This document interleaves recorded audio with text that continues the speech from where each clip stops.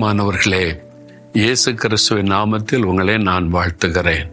இன்னைக்கு ஏதோ ஒரு காரியத்தில் உங்களுக்கு விடுதலை தேவையா இருக்கிறது. விடுதலை இல்லையேன்னு சொல்லி நீங்க பல நாட்களாக இயங்குகிறீங்க.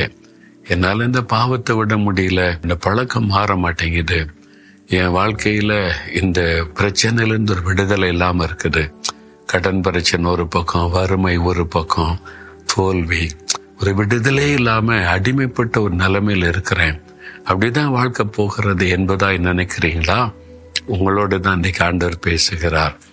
யோவான் 8:32 இயேசு சொல்லுகிறார், சத்தியத்தை அறிவீர்கள், சத்தியம் உங்களை விடுதலையாக்கும். சத்தியம் வேத வசனமாகிய சத்தியம். இந்த கர்த்தருடைய வசனத்துல தான் நம்ம விடுதலை பெறக்கூடிய வழிகள் எல்லாம் எழுதப்பட்டிருக்கிறது.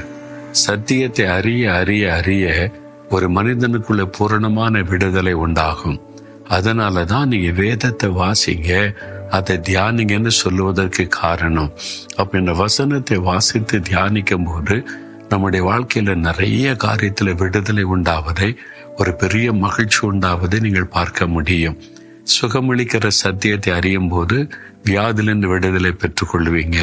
சாத்தானுடைய குறித்த விவரங்களை நீங்க இந்த சத்தியத்தை அறியும் போது பிசாசின் கிரைந்து விடுதலை அடைவீங்க. கடன் பிரச்சனை ஏன் வருது, அதுல இருந்து விடுதலை கிடைக்குமா? அந்த சத்தியம் பைபிள்ல இருக்கு.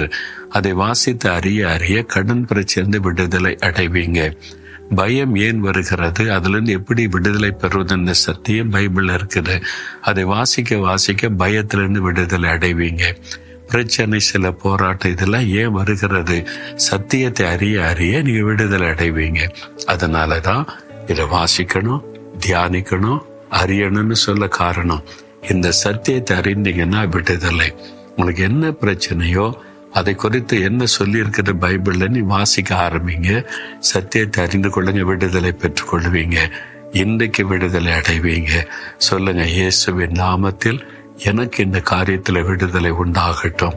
வேத வசனமாகிய சத்தியத்தை நான் அறிந்து, சத்தியமுள்ள தேவனை அறிந்து விடுதலை பெற்றுக்கொள்ள ஆண்டவரே எனக்கு உதவி செய்யும்.